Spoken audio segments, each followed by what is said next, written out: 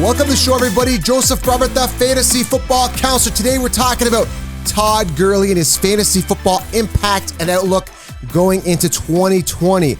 I'm super excited about fantasy football coming up, guys. I cannot express to you how excited I am for sports coming up, the NFL coming back, watching some football, and getting back into fantasy football beyond excited. And today I got to talk about Todd Gurley because I keep getting asked about Todd Gurley. A lot of questions about Todd Gurley. Is he going to break out this year? Is he going to come back to form?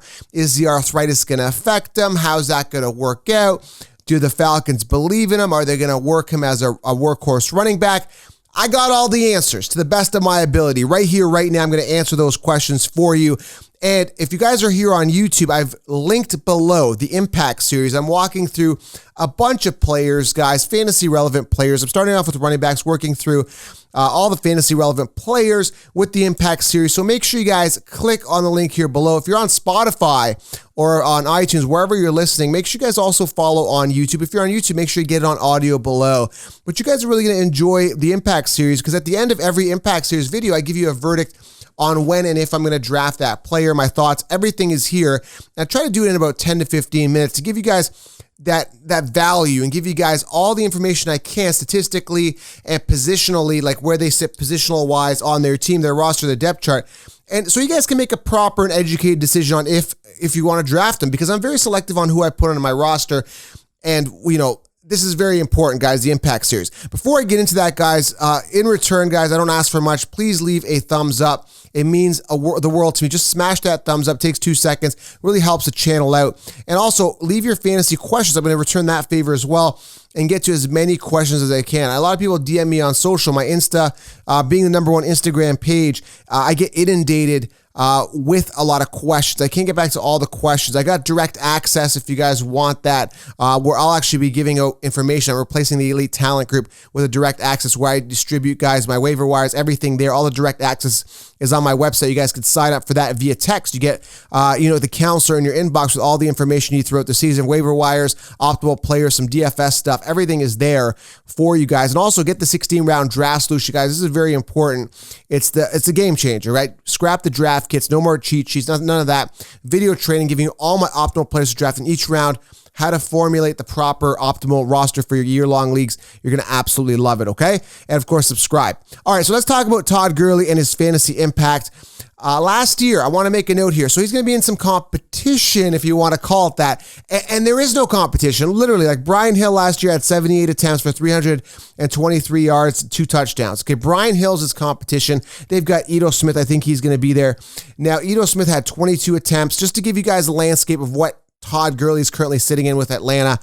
Ito Smith is there, right? Brian Hill and Quadri Allison, okay? Not real big competition. So combined with Brian Hill and Ito Smith, they didn't even combine for even 100 attempts, right? So I look at volume, I look at attempts. Devontae Freeman last year, who played 14 games, and lately he's been showing a bit of a sign of decline. Now, I think Freeman went on record saying he's not nowhere near retiring. He's got 10 years left in him.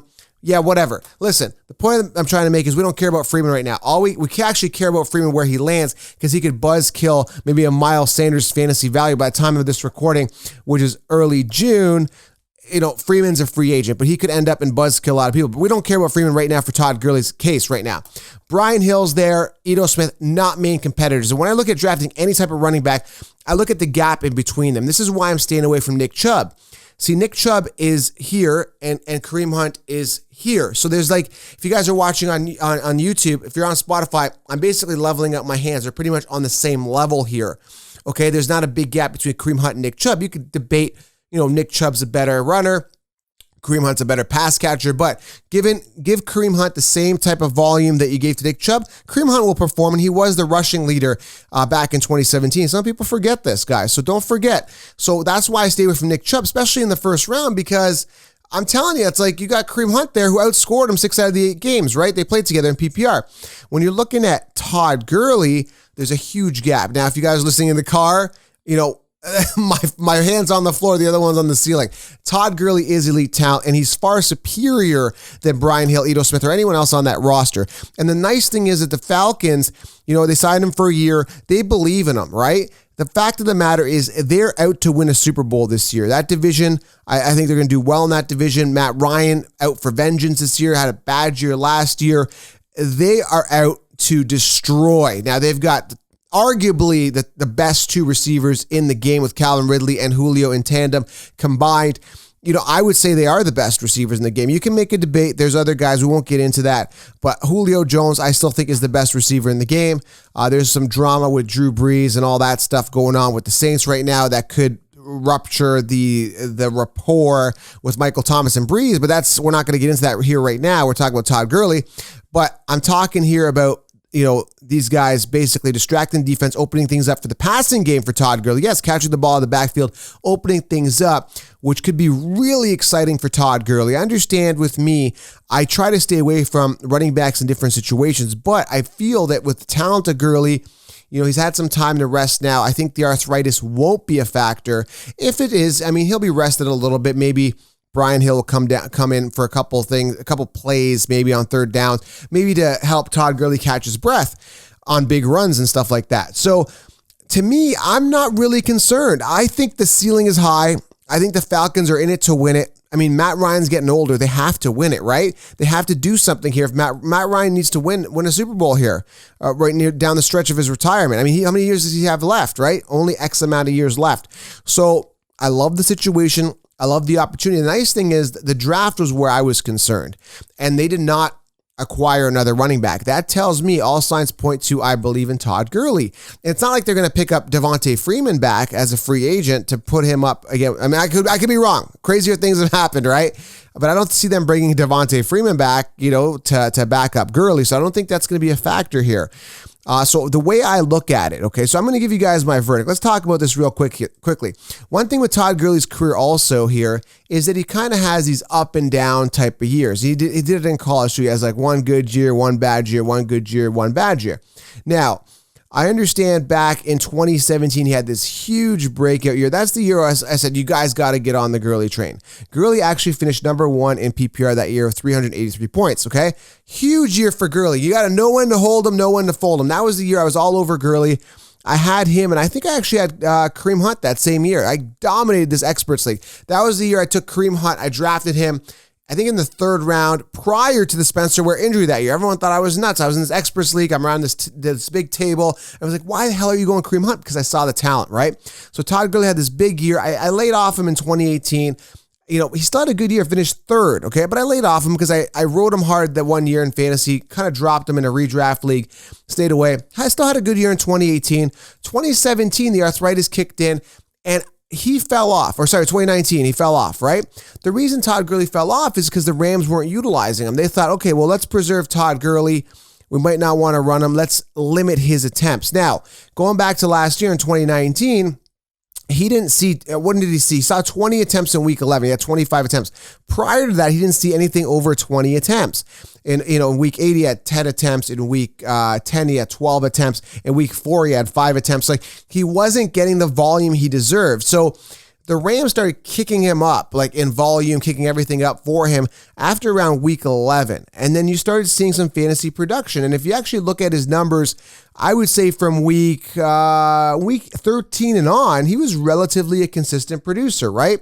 He had 21.3 points in week 14, 20.8 points in week 15. He was safe and solid near the stretch there. Now, nothing to get excited about. 12 touchdowns on the ground, over 800 yards. What do you have? 857 yards, 3.8 yards per carry on 223 attempts. So the volume wasn't there. I need my workhorse running back getting at least 250 attempts. I need that volume. I need to see it.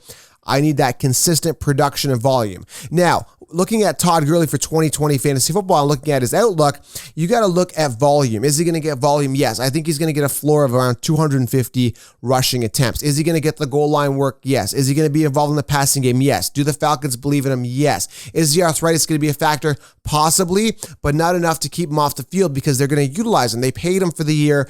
They want to utilize him. They want to work him. He wants to win a Super Bowl. He wants big things, obviously, right? And the guy is extremely talented, coming off a little bit of a dip year. Momentum is building back up for a big year. Is he going to be back to 2017 form? Possibly. Why not? The arthritis is there. He's got the best trainers on the planet helping him. He's doing strength training. I think he's going to be fine. Is there going to be limitations sometimes? Possibly. But here's the thing. When you're looking at fantasy football draft strategy, implementing Todd Gurley and if you're going to draft him, when to draft him, listen, in my 16-round course, get it below or head on over to thefantasyfootballcounselor.com. Guys, do it. I encourage you guys. I implore you guys, lion mentality, get the 60-round draft solution. I implement the robust RB strategy, so you have a backup plan for a backup plan. So if I do get Gurley in the second round, I've got myself a Jacobs, or I've got myself a Saquon, or I got myself a Zeke or a Henry. Then I come back, I swing back, I get Gurley, come back around, and I get somebody else, another running back, and part of a robust. And I'm comfortable with going 4 running backs in the first 4 rounds. And I talk about this in the 16-round draft solution because reason being, the running backs run really thin. And Todd Gurley is one of those special running backs this year that is not going to be in a committee that affects him. We just talked about it. Ito Smith, all those guys, they just did not get the volume. They don't believe in him. They're not that elite talent running back, okay? Todd Gurley is. So Todd Gurley, average draft position, second or third round. If you get him in the third, that is an absolute steal. But I'm taking him mid to late second. Love the value, and I'm drafting him comfortably, and I feel confident in doing it. So my verdict on this, it's very simple. Draft Todd Gurley as part of a robust RB strategy. He is in a position where he's at the top of the depth chart. He will succeed. The volume is going to be there, and the Falcons believe in him. It's very simple, guys. Do not be afraid of the arthritis. Do not be afraid because, again, you're looking at a guy who is a workhorse and is going to get the volume on his team and has shown us in prior times that he has succeeded and he will succeed this year. And again, knock on wood, I hope he stays healthy, but he pretty much finished an entire season last year. He played the entire season, right? Mind you, he was a little bit limited. How is he going to handle that full workload again? That's the big question marks. But I think he's going to be fine. And worst comes to worst, you're basically drafting other workhorse running backs that have no committees as well. You're not drafting guys in the first round like Nick Chubb who are going to be hoarded out by, touches are going to be hoarded away by Kareem Hunt. You're not going to be doing that. You're going to be getting workhorses and you can cover yourself. Backup plan for a backup plan. I love Todd Gurley for Fantasy Football 2020. Look for a uptrending type of year. Draft him comfortably and confidently as part of a robust RB strategy, and you will absolutely be okay. Do not fear the arthritis. Again, I could be wrong. He can come out week 1, his arthritis hurts, he gets benched. I highly doubt it. The Falcons want to win. I'm going with that. They're going to work him to maximum capability. They're going to play their best player, and that is Todd Gurley. I can't imagine him sitting on the bench for a very long time, if any, okay? Make sure you guys smash a thumbs up. Leave a comment. Let me know. Are you drafting Todd Gurley? Hopefully you are after listening to this video. And make sure you guys subscribe to this #1 fantasy football podcast. It means the absolute world to me. And there is your Todd Gurley fantasy outlook and impact for 2020. Make sure you guys check out the impact series. And of course, guys, get the 16-round draft solution. I assure you guys are going to be very happy with your roster. It's an unfair advantage over the competition and the absolute game changer in the fantasy football industry. Thank you guys. Keep the lion mentality, and I will see you guys in the next video.